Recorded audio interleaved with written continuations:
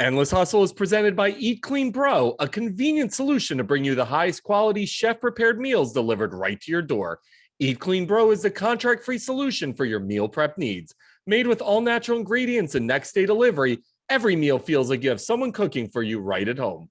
It is an awesome day on the Endless Hustle, and you can hear it by my voice because I do this all day, every day, Danny Trejo, but I was so geeking out and excited to have you on because A, been a longtime fan of your career. B, I think you're one of the baddest dudes in the business. And I liked you until I saw the Rams hat. Then it all went to shit. Dude, congrats on the new book. It's called Trejo. Your life is worthy of a movie. I'm sure you're producing it somewhere, somehow along the way. But how crazy was it writing this book and reliving all this stuff? It was crazy. It was funny. I don't think I would have done it if I didn't have Don Logue, who was not just a personal friend, but a friend in recovery, a friend of mine that's, we've cried together. We've just gone through so much stuff together, and he's the most disarming person I've ever met. You ever met those people that you just want to kind of like talk to, and he's so disarming, and I don't think I could have gotten as deep as I did without him, and so we did it. And then at first we showed it to my kid's mom, who Maeve Cromie, who originally I've been with for probably about 35 years. I've been married twice since her, but she got married. But I don't know how to say it. We've remained. She's probably the only woman I ever should have stayed with. You know what I mean? And but when she read it, she said, "Yeah, this is great, Dan. This is great, guy. You sound like a white guy, but it's like something's wrong here." I said, "What? You didn't talk about your mom. You didn't talk about your dad." I said, "What are you talking about? That's their story." He said, "No. Why do you think you've been married 4 times, had kids with 2 women you weren't married to, stayed on the streets longer than you were at home?" And she kind of said, "You got to write that. My mom had a 30, 40-year relationship, with an uncle of mine, just this stuff that I buried, really. And she was probably the only person I ever really confided in. And I belong to a program that does inventories. And I did inventories on me, but I never got to what was, one of the reasons why I couldn't trust women, one of the reasons why I was angry all the time, one of the reasons I had a temper. I didn't have a temper. I had rage for defense. You know what I mean? I don't think I've ever gotten mad once in my life. I had rage, and my Uncle Gilbert was the one that kind of hit me to that. He kind of said, "We don't get angry, Holmes. We passed anger a long time ago." So 2 things. Number 1, I want someone to talk about me the way you talk about Donald Logue. That's number 1. And number 2, you're getting a $150 bill for the therapy session that we just. Let me tell you, I owe him a lot more money than that. God, it's like, it was funny because you know what I was saying. I've never talked like this to anybody. And then I says, "Are we like in a relationship? What do you?" But listen, at the rate you were going with your marriages, it might be the case. You know what? My uncle said, "Hey, Miss Wright might be a man." Dude, your story, in all seriousness, you can't make this shit up, right? Like, you're pretty much a complete and utter maniac growing up. You end up in jail. You go through, the Shawshank Redemption, solitary confinement. You pretty much went through the shit of shit. You come out on the other side, you clean your life up, you become this incredibly respected actor. You're in Machete, you're in Breaking Bad. Spy Kids. Don't forget Heat. Well, dude, we're going to get into Heat because let me tell you. So I don't know if there's a podcast out there that Bill Simmons hosts called The Rewatchables. I don't know if you've ever heard of it, but they break down classic movies and they broke down Heat. Heat's like my top 5 all time. So we're going to get to that. Trust me. But when you come out of jail, you go through and you got to clean yourself up. Where's that decision for you where you're like, I'm done with this life. I'm moving on to the next one. In 1968, Cinco de Mayo, right? 5th of May. Everybody thinks Cinco de Mayo means 5th of May. But really, if you're a real Mexican in your heart, Cinco de Mayo means get bail money because you're going to jail. You know, that's what I don't know why. What it is. The Mexicans won a battle of Puebla in 18 something. I mean, it's like that's all it was. The winning of it, but we took it as and so up here they don't celebrate it as big in Mexico as we do up here in the United States, and even you Puerto Rican people or like celebrate Cinco de Mayo. It just became a Latino holiday, right? And you gotta like shoot a gun, you gotta fight with your neighbor, you either beat up your wife or she stabs you, you gotta you go to jail. That's all. Cinco. And so we're in prison, Cinco de Mayo, stupidest thing in the world. They bring an outside baseball team of college kids to one of the worst penitentiary Soledad in the world on Cinco de Mayo. Every Mexican's drunk or loaded, and a riot ensues. And me, Ray Pacheco, Henry Quijada were instigating a riot. People got hurt, and Ray was kicked the coach. Henry kicked the coach. Ray socked a free person. Those are gas chamber offenses. It was alleged I threw a rock and hit Lieutenant Givens in the head. That's a gas chamber offense. So we're in the hole, and I remember hearing Henry say, "Hey, Danny, they're gonna top us up." And I remember Mrs. Finley saying, "You could be top of the class." And she always wrote a lot of potential, but can't sit still. And everybody kept always, my junior high, potential, but won't be quiet. Potential, but can't sit still. Potential, but argues. Probation officers, a lot of potential, but can't stop doing burglaries. Potential, parole officer, same thing. So I'm sitting in the hole, and I might go to the gas chamber, and I'm thinking, what happened to all that potential?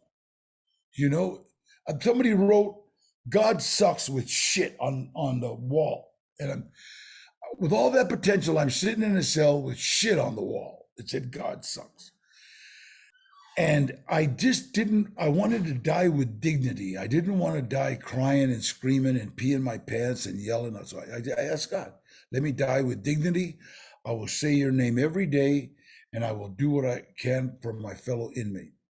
And I can remember distinctly saying inmate because I thought I was never getting out of prison or dying there. And by the grace of God, who was a DA reject, district attorney, Sonoma County, said, "No, hell no. We got witnesses that say Mickey Mouse did it, your mother did it, I saw your dad do it, so never mind." And they just didn't want to go through it. And so they topped us out. We have to do the rest. I had to do 10.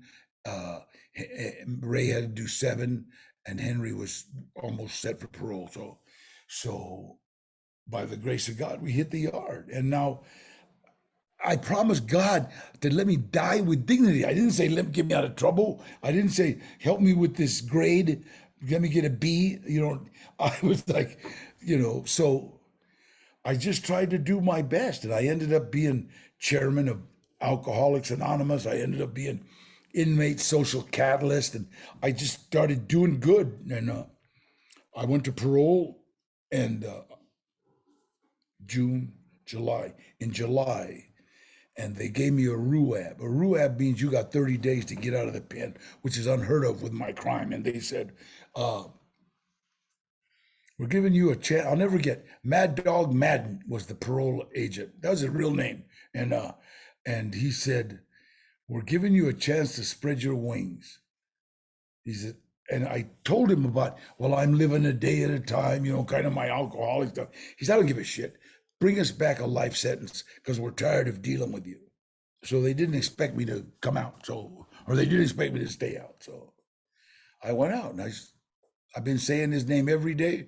I've been doing whatever I can for my fellow man every day that I've been on the streets. And that's since August 23rd, 1969.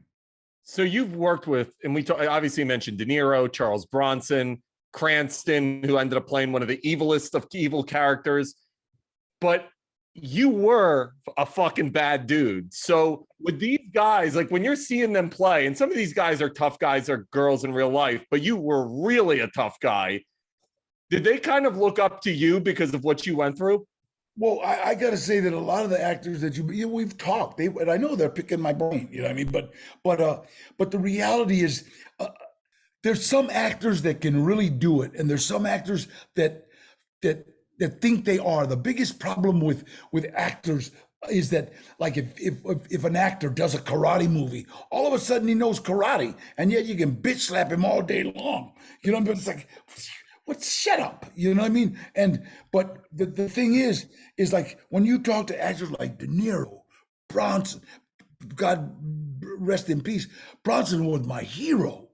Do you understand? Charles Bronson, the baddest dude in the world. He was unbelievable. Bronson was like my uncle. He could look at you and he'd turn you to stone. You know what I mean? It's just, you'd be Melusa, the broad with the snakes. And I mean, he was just that kind of look, and he could turn it like that. But he was still an actor. He knew he was an actor. When he wasn't acting, he was a gentleman. De Niro, nicest guy in the world.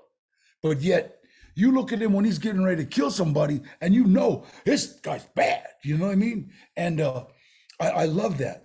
And it's funny because a director once told me, he said, "Danny, how do you do this?"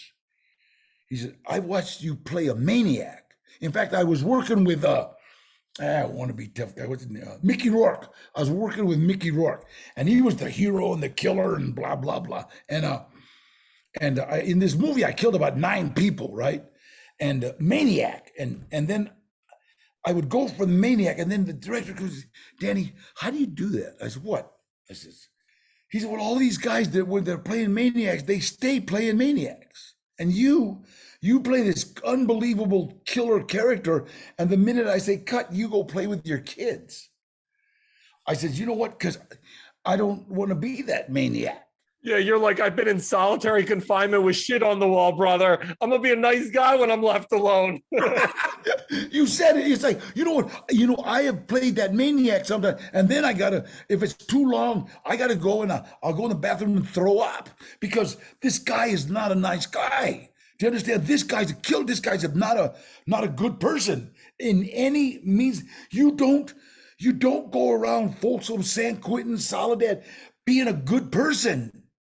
You understand? You have to have a look about you and an aura about you that says, "I will kill you. Then I will go kill the guy that dry cleans your clothes if you get near me." And you keep that until you get into your cell, and then you get, "Oh God." You know what I mean? Because you're like, you can let that go. And it's, people think that's easy to do, but to be a guy that people are afraid of in San Quentin is not an easy task. There's this guy, Robot Salas. He died, right? He was one of the top in the Mexican mafia. But he would walk across the yard and people would look at him and you could see death. Do you understand? You could see death. You could see. And yet he wouldn't say nothing, he'd smile. And that's what you have to do. That's what you have to do, be able to project that. I mean, listening to you is the ultimate anesthetic for never wanting to go to prison, man. Like, I'm paying every parking ticket moving forward. No, I don't want anyone coming after me. I tell when I go to schools and I talk at schools and I tell kids, you know what, look, prison is 2 types of people. You can either be a predator or you can be prey. That's it. Just whatever you want to do. You want to be predator, you want to be prey. Only problem is if you decided to be a predator this morning, guy in cell 207 decided you were going to be prey. So now you're going to have a conflict. And I'm telling you, this, it's funny. It's like this, people think that those guys in prison that used to lift weights, no, they're nothing. 6 inches of steel. And it's like, it'll penetrate muscle. So the scariest thing in prison is a short Mexican in tennis shoes with a big knife. You know what I mean? It's not the big muscle guy. You know, and it's like, you know, that people, even as a boxer, lightweight, welterweight champion, and I never had a fair fight in prison in my life. The only fight I ever fought was in the ring. Now, if you had a problem outside the ring, I was getting a knife. You know, I'm not boxing because it's so much easier to get away with stabbing you than it is fighting you.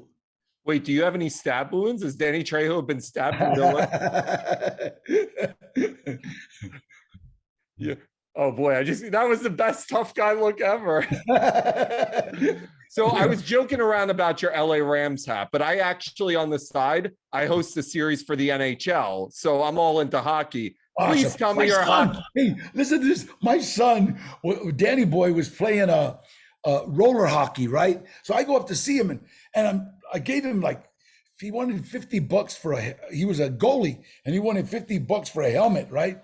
And I gave him $50, right? And then I go see him, and he's playing hockey. I'm watching that putt. I go, what? You got to get a better helmet, Holmes. You're pretty, man. So you know, here's $150. Get a metal one or some shit. But I mean, he was beautiful. And so we were going to Kings games, and he loved it, man. So hockey is like silliest sport in the world. It's just a hockey game and a gang fight broke out or something. You know, it's just only difference between hockey and a gang fight is everybody gets a stick. Oh God. When you experience that energy, though, I always tell people, and the Kings are a great example. What's that energy like as a fan at a Kings game? God, it's crazy. It is crazy. But I had to have my son explain to me what was happening because it was so fast. And it was like, damn, what? You know, and he would do. So it's good. If you don't know hockey, have a narrator there with you. And it's like, you really got it. And because it's like, wait a minute, that was assault with a deadly weapon. Hey, arrest that guy. Because basically he was high sticking. High sticking is assault with a deadly weapon. But they don't. In hockey, it's high sticking. You know, you have such an electric personality, and a lot of times the Kings will bring celebrities into the booth. They've had Will Ferrell in there. How do you think, I think as a broadcaster, you would do a great job. If you knew hockey rules, you would actually do a fantastic job. You know, like I love my Rams. I love my Kings. I love my, God, we got new soccer stadium now. And I got to catch the Hawk and my singer, I got a record label. My singer sang for. So I want to talk to you about your restaurants because you're a food entrepreneur, which I think is amazing. And you know what? It actually speaks to your popularity. You've become that like actor. There's a handful of you guys and girls where it's like you're these character actors who become beloved because you played these kind of quirky, unique, or sometimes maniacal characters. But it's translated into you becoming a successful entrepreneur because at the end of the day, people just want to support Danny Trejo. Where did that begin for you? When did you say, I'm going to get into the restaurant business? It was a joke, really, because I did a movie. Everything good that's happened to me has happened as a direct result of helping someone else. And this director, a guy named Craig Moss, who I learned to love, is an absolutely unbelievable director. And he had this movie that was budget, that's going to give you a sandwich. And my agent, Danny, Gloria Hinojosa, do what your agent tells you to do. She wanted me to do this film. And I had I have something coming up for about 25 grand, man. And this is like a sandwich and a Snickers or something, you know what I mean? And Craig is like, they're on me about it. I said, Gloria, what is this? Danny, and you know the look that women give you when it's like kind of like a screw you, you're an idiot. Okay, do whatever you want. Don't do whatever. So she gives me that look. All right, okay, let's do it. So we do this movie, Badass, right? damn thing turns into a trilogy. I make 4 times the money I was going to make on this film, and yeah, and I got the told you so. And so, but besides that, I run into this producer named Ash Shaw, who actually knew about the restaurant business, and he saw that I like good food. Low budget movie, go get 20 fast food restaurant burgers, and that's what they do. They have no budget, and so and when they would do that, I would order, like some good food. I don't eat processed food. 76 years old, you better eat good. And so he would see, he said, Danny, you eat good. I said, hey, you got to take care of it. I'm on my last. I'm past. I'm closer to the end than I am to the beginning. And he said, why don't you open a restaurant? Jokingly, I said Trejo's Tacos. Because me and my mom always talked about opening a restaurant, but my dad was like the Mexican Archie Bunker. Every time we talked about a restaurant, hey, I got an O'Keefe and Merrick right there. Go cook whatever the hell you want. You know what I mean? And I'll buy it. You know what I mean? So it was like a dead issue, right? I just say that one to piss him off. And so 2 movies later, we did Badass on the Bayou. He brings me a business plan, about 12, 13 pages. I open it. First page had no killings. Second page had no shootings. I gave it to Gloria here. She comes back with hey, it's a no-brainer. This is the first business plan that somebody gave you that doesn't want 50,000 up front, that doesn't want this many appearances, they just want to open a restaurant. And so if it wasn't for Gloria or Ash, I wouldn't be in the restaurant business. So now we got 4 restaurants, 5 5 ghost kitchens. I got a ghost kitchens on the west side, Redwood City, Pasadena, Chicago, and Miami. And I got 4 Trejo's Tacos in Hollywood, Santa Monica, Farmers Market. Yeah.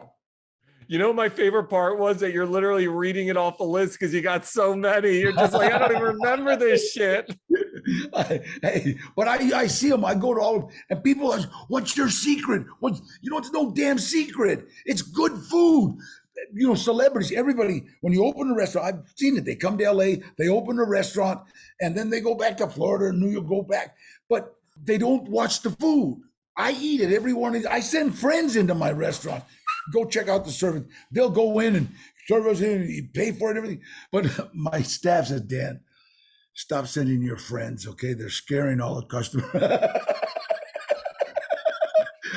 Quit sending the guy with a tattoo of San Quentin gun tower on his neck, But my God. That's unbelievable. So I got to ask, you've worked with all these people, but the person you'd mentioned earlier, and I was dying, I wanted to approach this earlier, but now I got to approach. You mentioned Jenny from the Block. I love her.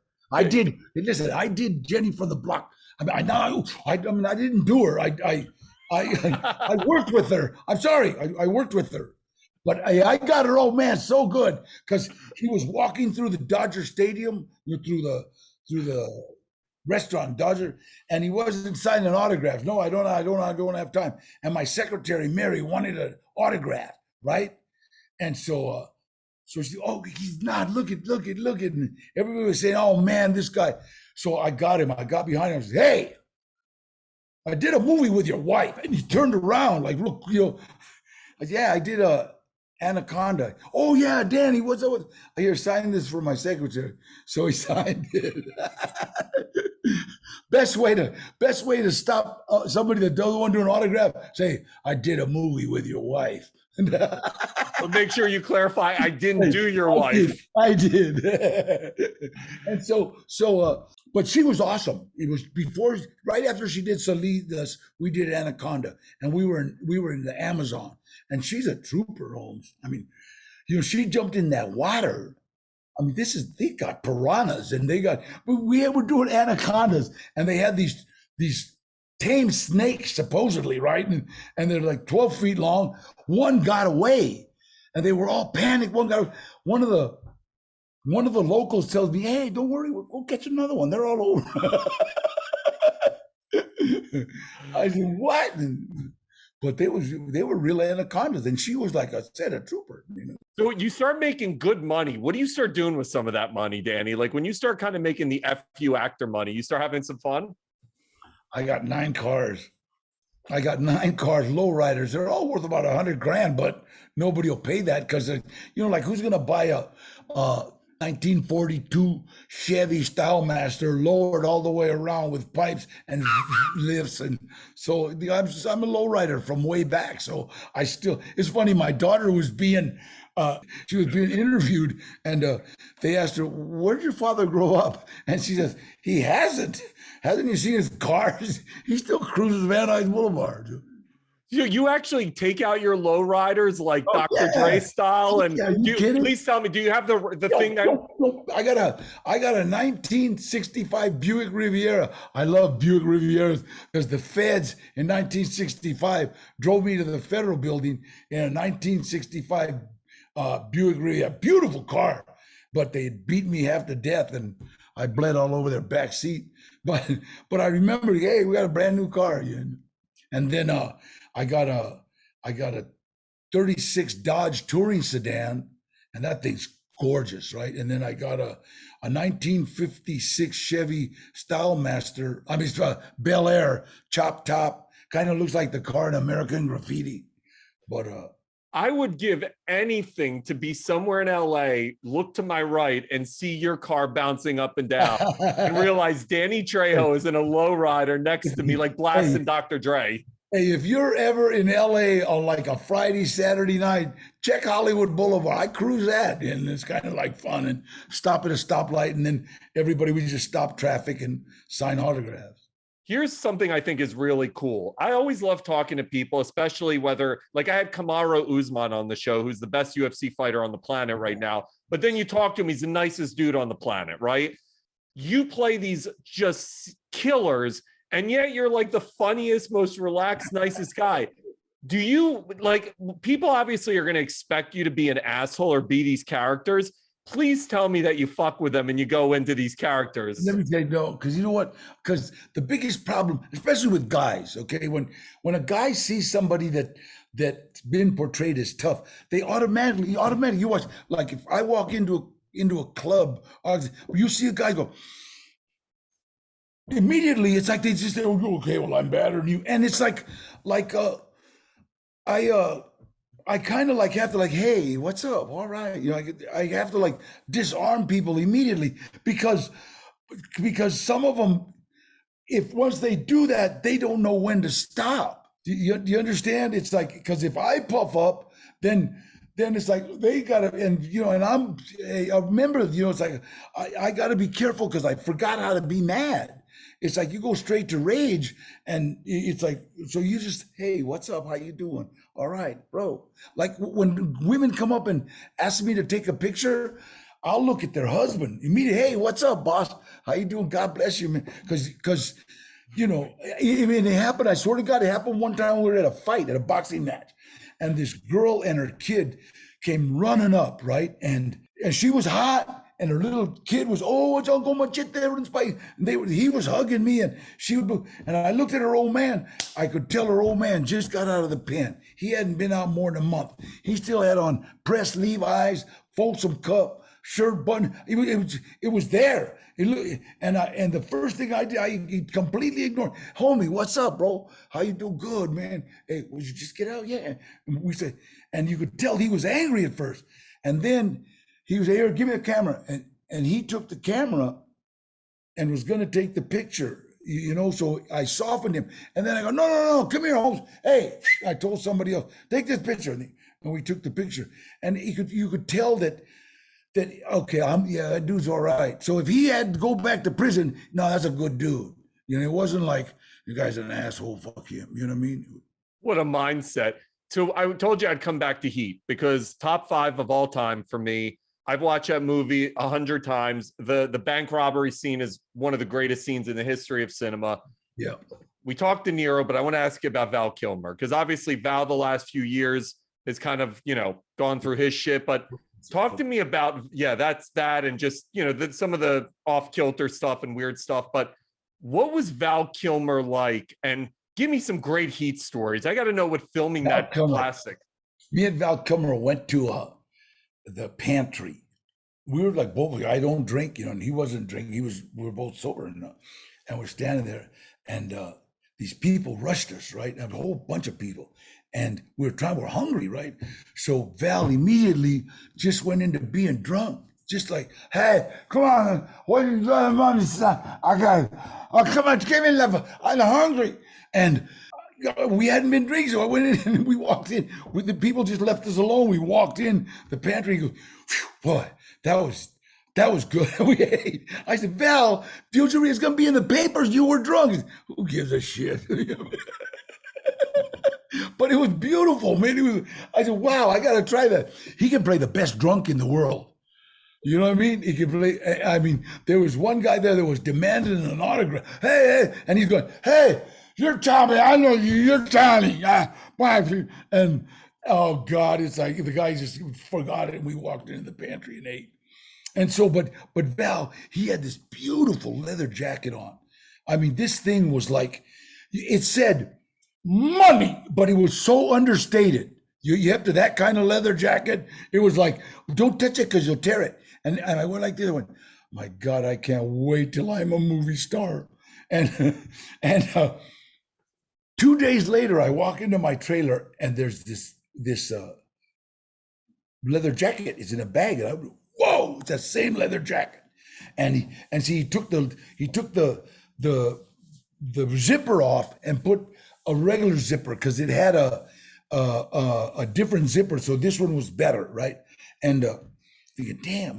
Anyway, so I bought him a key chain that said, I'll be your Huckleberry, right? And so I didn't know how much that leather jacket was. I got to Paris on this one movie and I walked into this store, Agnes B. And I look at the price of this leather jacket, it was about $3,000. And it said more than $3,000 when you looked at it, but it was so understated and it was like bad. So Val was just like, he's a class act. I mean, just completely a class act. And he was so nice on that. On one, well, check this out. We're shooting one movie, we're shooting one scene, and we're in a studio. And I was a single parent then, so I had to have my kids. I had my 2 kids with me, right? And Danielle and Gilbert and Danny Boy. And they're like 7 and 8, and they're like bored to death, right? So Val takes my daughter into the what do you call it, hair, and they completely cordon rolled her hair. That's about $1,000 job, right? Beautiful hair, right? And then he gets them all golf carts because we're on this big studio. And here, you guys go play with these. And security immediately, and Val goes, no, it's okay, I got them. And security already with Val, So my kids played with golf carts all day long. And I shot my scene. And they said, my daughter, Daddy, I want to marry Val Kilmer. So does everybody else in Hollywood. So before I let you go, Danny, that story was awesome, by the way. But before I let you go, one of the reasons that we started this show was to talk to successful people like you about how they're able to achieve what they achieve in their life. So for you, Danny Trejo, what do you do to continue to elevate yourself and your life and your career? Well, first of all, I think one of the reasons that the good Lord allowed me to keep the restaurants open was because we never stopped feeding the homeless. We never stopped feeding hospitals.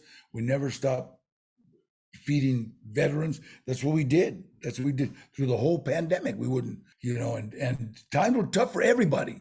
And I kept hearing people crying about, oh, hey, you got one restaurant, I got 7, you know what I mean? And it's like, and we're keeping them open by the grace of God. And we just opened another one in Santa Monica. And like I said, it's like, I think doing for others is what keeps you going forward. I can remember, like I seen this old lady on a set one time standing up, And I seen all the grips like sitting down over here, right? And I just went, hey, give me a damn chair, fool. And I took the chair away from one and I gave it to a lady, right? I know who she was. I just, here, ma'am, sit down. And she sat. And so later on, a director thanked me. I didn't even know him. And it was a movie with Lou Ferrigno, The Cage, I think, something like that. And the director, and I noticed that my part got a little bigger. And honest to God, I didn't know that was the director's mom. I just seen the ladies, and that's what I do. My friends, every one of them, the people I break bread with, if you look in the trunk of their car, they'll have socks, they'll have thermal underwear, they'll have t-shirts and shorts, and they pass them out to the homeless. So we do. My trunk, I got 8 cars, and all of them got thermal underwear in the trunk, because that's what we do. And we're the guys that if we're driving down the street and we see somebody trying to move a refrigerator with his wife, we'll stop. We'll just stop, automatic. We ain't in that much of a hurry. And hey, you want us to, we yell from across the street, because if we run up on him, he'll call 911. You know, but especially if we don't got shirts on, you know, hey, you want to? So you know, and yeah, and I love it when they try to give us $5. Come on, it's okay, you know. But it kind of freaks them out when it's me. Danny, I could talk to you for legit another like 2 hours. Your personality's electric. Your story is incredible, man. Congratulations. Tell me I'm like Donald Logue. Tell me I'm like Donald Logue. I'm like Donald Logue. Forget Donald Logue. You've got nothing on Danny. The only thing I'm trying to figure out from this is how I become one of your friends and get to hang out with you. That's all I care about. Just show me you got socks and thermal underwear in your trunk. We got it. Before I let you go, Danny, can I ask you one favor? Can you do a shout out into the screen? My name's Danny Trejo, and I've had a great time on Endless Hustle with my guy, Arthur K. He's cool. We're cool. And if you know us, you're cool. You're the man. Congratulations. Brand new memoir, Trejo, the one and only Danny Trejo. Thanks for an unbelievable interview, man. Thank you. Thank you. See you, brother.